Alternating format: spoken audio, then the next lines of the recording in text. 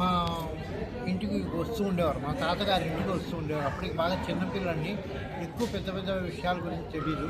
అయితే మా తాతగారు ఏంటంటే ఆంధ్ర యూనివర్సిటీలో పోస్ట్ గ్రాడ్యుయేషన్ చేస్తున్న వాళ్ళకి వారాలు అంటారే, అలా వాళ్ళు వచ్చి మా ఇంట్లో భోజనాలు చేసి వెళ్తూ ఉండేవారు. వీళ్ళ ద్వారా ఆయనకి విని తాతగారి ఇంటికి వచ్చారు అన్నమాట. ఎందుకంటే వాళ్ళ ఇంట్లో చాలా తాళపత్ర గ్రంథాలు ఉన్నాయి. విశేషమైన అన్నింటిలోనూ ఆయన చాలా చెప్తూ ఉంటారు. మీ తాతగారి ఇంట్లో అండి? మా తాతగారు లలితానగరంలో. అప్పటికి మాస్టర్ గారు ఎక్కడ న్యూ కాలనీలో ఎక్కడ ఉండేవారు. సో అలా మాస్టర్ గారు వచ్చినప్పుడు అది అలా నన్ను వారి దృష్టి నా మీద పడడం అది నా అదృష్టం. వారు ఏమిటో అప్పటికి నాకు తెలియని వయస్సు, చిన్న హై స్కూల్ స్టూడెంట్, 8వ తరగతితో 9వ తరగతితో చదువుతున్నాను. ఆ తర్వాత ఎలాగంటే స్కూల్ నుంచి వస్తూ ఉంటే వారు రోడ్డు మీద నుంచి అటువైపు నుంచి వస్తూ ఉంటే నేను ఈ పక్క నుంచి వెళ్తూ ఉంటే ఆయన చేయి పట్టుకుని చాలా దూరం వెనక్కి నడిపిస్తారు. అందుకని ఆయనకు దృష్టిలో పడకూడదు అని నేను ఏదో మొహం చాటుగా ఉంటే ఆ రోడ్డు మీద వచ్చిన ఎవరికో చిటిక వేసి వాడిని ఇటు పట్టుకురా అని చెప్పి మళ్ళీ ఇటు చేయి పట్టుకుని మళ్ళీ వెనక్కి దొండపల్లి జంక్షన్ దాకా నడిపించేవారు. అది ఏమిటో ఆ ప్రేమ ఏంటంటే ఇప్పుడు తెలుస్తుంది అనమాట. తర్వాతి కాలంలో ఆయన ఎప్పుడు కొన్ని చెప్పేవారు అనమాట. అవి అంతా అప్పుడు రిజిస్టర్ అవ్వలేదు.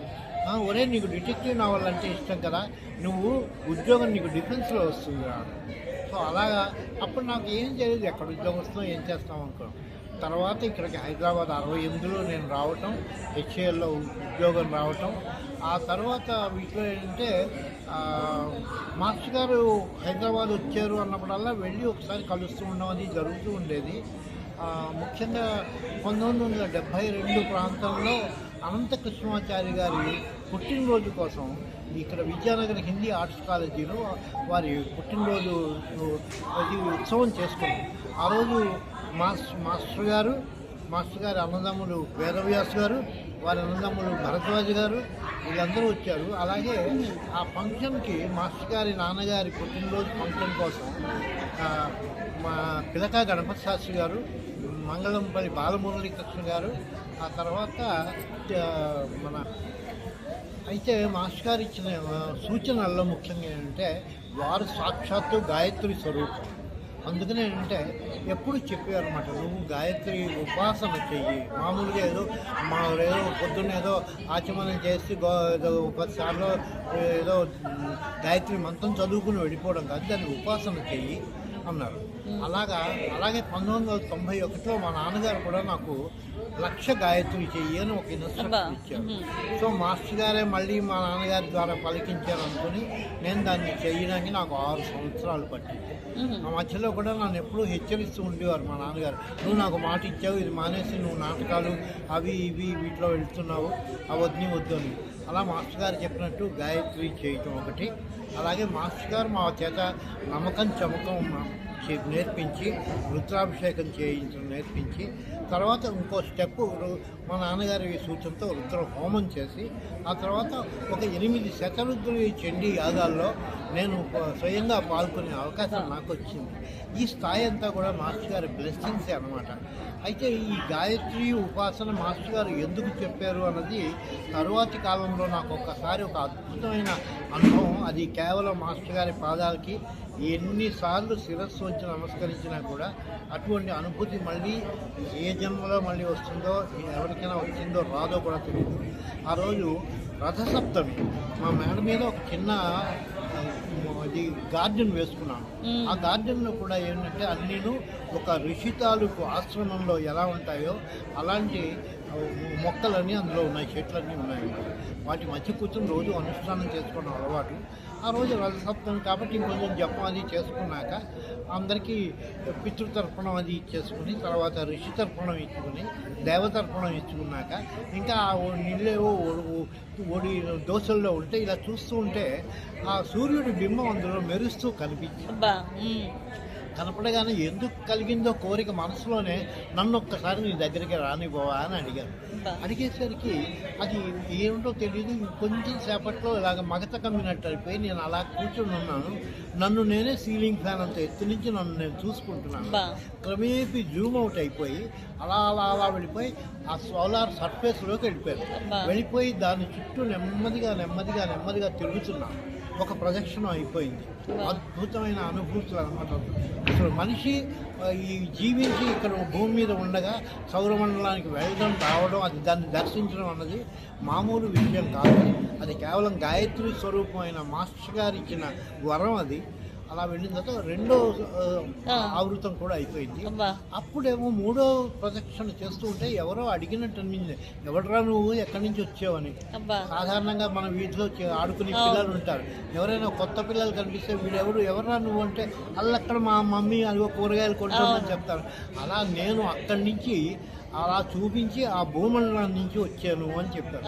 అంటే సరేలే, చాలా సంతోషం, నీ 3 ప్రదక్షిణాలు అయిపోయి వెళ్ళిపో వెనక్కి అన్నారు.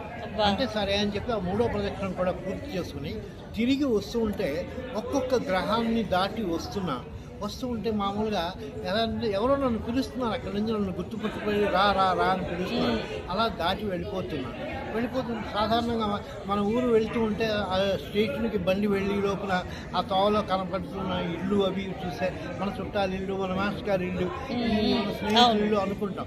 అలాగా ప్రతి ఆ ప్లానెట్లోంచి వస్తూ ఉంటే ఒక్కొక్క గ్రహంలో నన్ను ఎవరో గుర్తుపట్టి నన్ను పిలుస్తుంటాయి. ఆ తర్వాత అలా భూమి మీదకి వచ్చేసాను.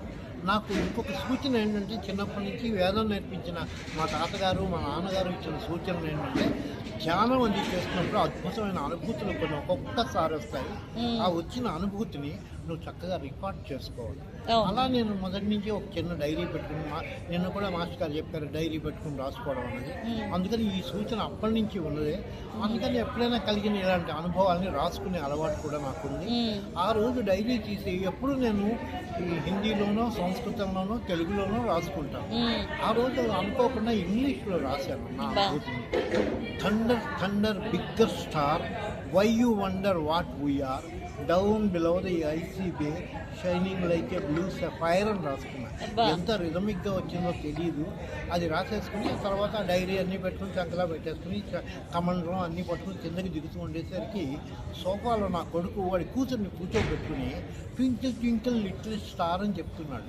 చెప్తుంటే నేను మామూలుగా వెళ్ళిపోవచ్చు కదా, ఒరే అది లిటిల్ స్టార్ కాదురా, అద్భుతమైన బ్రహ్మాండమైన ఇది, దాని మీద వస్తున్న ఆ జ్వాలలు విస్ఫోటాలు, కరుగుతున్న బంగారం ఇట్లా ఇలా వచ్చి పోస్తున్నట్టు వస్తుంది. అది అంటే మీరేమిటో పెద్ద చూసి వచ్చినట్టు మాట్లాడుతున్నారు నాన్నగారు అని వెటకారంగా.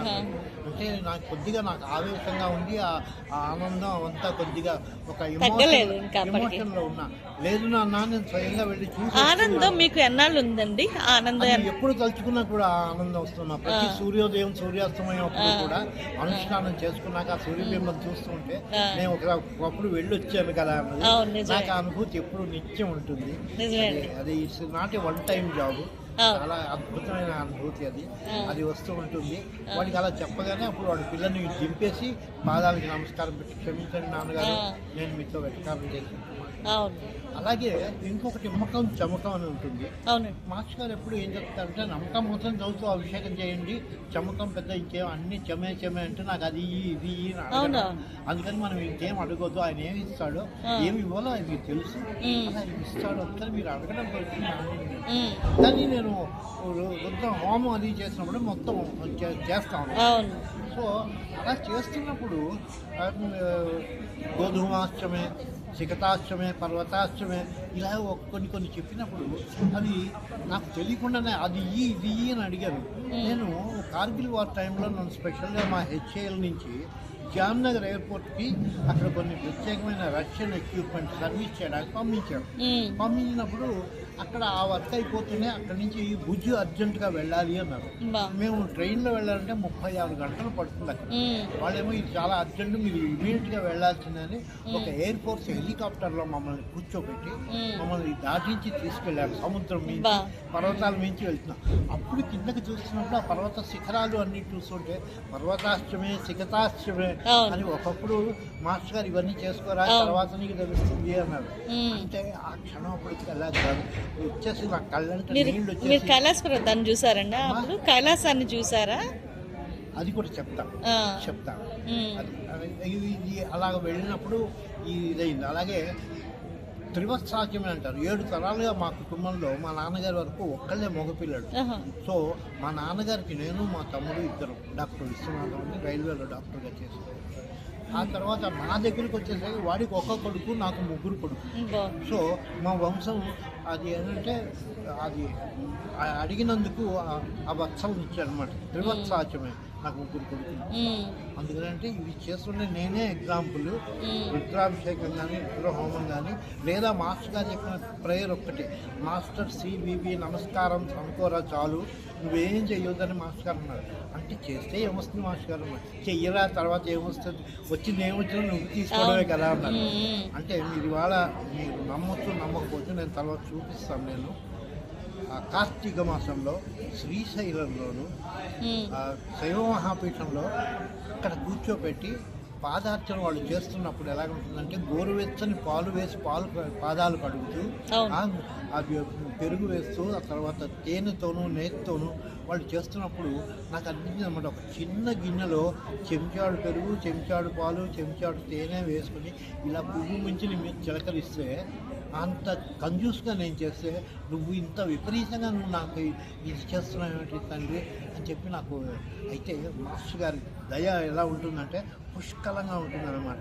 ఆయన అన్నారు, మాస్టర్ సివివి నమస్కారం 12 ఏళ్ళు చెయ్యి, నిన్ను ఆయన స్థాయికి తీసుకొస్తారు. అలాంటిది ఇవాళ శైవ మహాపీఠంలో దాదాపు ఒక 100 సార్లు అలాగ గురుపీఠం మీద కూర్చోబెట్టి పాదార్చన చేస్తూ ఉంటాను. సో అలా జీవితం ఎప్పుడు వెలుగుతున్న దీపంలాగా నా జీవితం గడుస్తుంది. నా సహధర్మచారిని కూడా మాస్టర్ గారి డిసైపుల్ అంటే అతను పార్వతీ కుమార్ గారి దీనిలో ఆవిడ కంటిన్యూ అయింది. అయిన తర్వాత కిందటి కార్తీక సోమవారం నాడు, మొదటి సోమవారం నాడు ఆవిడ చక్కగా 5 నిమిషాలు సఫర్ అయ్యి ప్రాణం వదిలేసింది. ఆవిడ ఎప్పుడు మాస్టర్ గారి వచనాల్లో ఆవిడ ముఖ్యంగా ఎప్పుడు కోరుకునేది ఏంటంటే, చివరి శ్వాస వరకు ఈ చిరునవ్వు చెదరకుండా ఉండుగాక. అలా ఆవిడని అక్కడ కూర్చోబెట్టినది చూసి వాళ్ళందరూ కూడా అలా చిరునవ్వుతో ఉన్న పెదాలు ఉన్న ఆవిడని అలాగే దిగబెట్టించాడు. కైలాస పర్వతం గురించి చెప్తారా? ఇంకొకసారి ఏంటంటే ఇలా నన్ను కూర్చోబెట్టి వాళ్ళు నాకు ఆవాహన చేసి పాదార్చన చేసి గణార్చన అంటారు. మన ఆరాధ్యులను గణార్చన అంటారు. గణార్చన అంటే సాక్షాత్తు శివుడిగా భావించి వాళ్ళు అక్కడ పూజ చేస్తారు. ఆ ఆవాహన చేసినప్పుడు ఒక్కొక్కసారి ఒక్కొక్క అనుభూతి, అద్భుతమైన అనుభూతి. ఒకసారి వచ్చిన అనుభూతి రీసెంట్గా విజయవాడ శైవ మహాపీఠం వాళ్ళు పిలిచి నన్ను ఈ గణార్చన చేశారు. ఆ రోజు నాకు వచ్చిన అనుభూతి వాళ్ళకి చెప్పాను. అది అక్కడ జరుగుతున్నప్పుడు ఎలా ఉందంటే, నేను గుండెల వరకు మానస సరోవరంలో మునిగిపోయి నేను ఉన్నాను. ఎదురుగుండా కైలాస శిఖరం మీద, పర్వతం మీద, అక్కడ పర్వతం బ్యాక్ డ్రాప్ లో కనిపిస్తుంది. శివుడు చక్కగా కూర్చున్నాడు. ఆయన పెద్ద పాదాలు మాత్రం మాకు జస్ట్ మా కన్ను ఆనగలిగినంత వరకు ఆయన పాదాలు వేళ్ళే కనిపిస్తున్నాయి. వాటి మీద వాళ్ళు అర్చన చేస్తున్నారు. ఆ అర్చన అంతా చూసే అద్భుతంగా ఏంటంటే, ఆయన శివుడి దర్శనం కైలాసం పర్వతమే కాకుండా అలా ఆయన దర్శనం కూడా చేసుకునే అదృష్టం నాకు కలిగింది. ఇంకా ఏంటి, ఈ జీవితంలో మాస్టర్ గారు చేపట్టి వదలకుండా నన్ను నడిపిస్తున్నారు. ఇంకా ఎంత నడిపిస్తారో, ఇంకా ఏమేమి చూపిస్తారో, ఇవన్నీ అంతా నాకు చాలా కృతజ్ఞత. మాస్టర్ గారికి శిరస్సు వంచి అనేక నమస్కారాలు. థ్యాంక్స్ అండి.